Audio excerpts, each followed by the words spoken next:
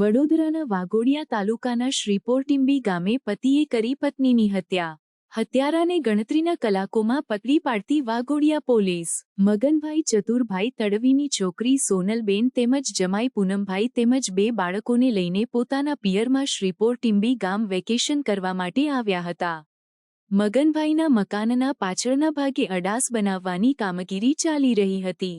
તે સમયે કામના બાબતે સોનલબેન અને પૂનમભાઈ તેઓ કામકાજ દરમિયાન પતિ પત્ની વચ્ચે ઝઘડો થયો હતો.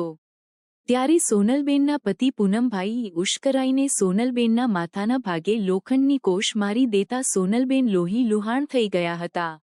સોનલબેન બૂમાબૂમ કરતા જ મગનભાઈના મોટી છોકરી, જમાઈ તેમજ ફળિયાના લોકો દોડી આવ્યા હતા અને 108ને ફોન કરતા જ સોનલબેનને એસએસજી હોસ્પિટલ ખાતે સારવાર માટે ખસેડવામાં આવ્યા હતા. તેમની સારવાર બાદ ડોક્ટરે સોનલબેનને મૃત જાહેર કર્યો હતા.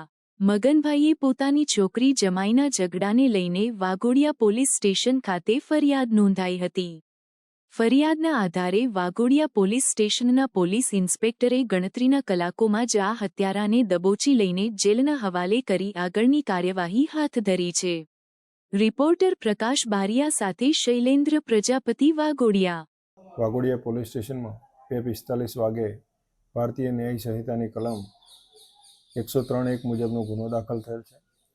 ગુનાની વિગત એવી છે કે સોનલબેન અને તેઓના પતિ પૂનમભાઈ નાઓ બંને તેઓના પિતાના ઘેર એટલે કે મગનભાઈ ચતુરભાઈ તડવી રહે શ્રીપોર ટીંબી ગામે આવેલા હતા. છેલ્લા 8 દિવસથી ત્યાં રહેતા હતા અને સોનલબેન અને તેઓના પતિ પૂનમભાઈ નાઓ ઘરની પાછળ એટલે કે તેમના પિતાજીના ઘરની પાછળ આડાશ બનાવતા હતા. તે દરમિયાન પતિ પત્ની વચ્ચે ઝઘડો થયો તો સોનલબેનને તેઓના પતિ પૂનમભાઈ નાઓએ માથામાં કોસ મારેલ છે અને એ અનુસંધાને તેઓને દવાખાને દાખલ કરેલા હતા અને તે અનુસંધાને તેઓને દવાખાને દાખલ કરેલા હતા.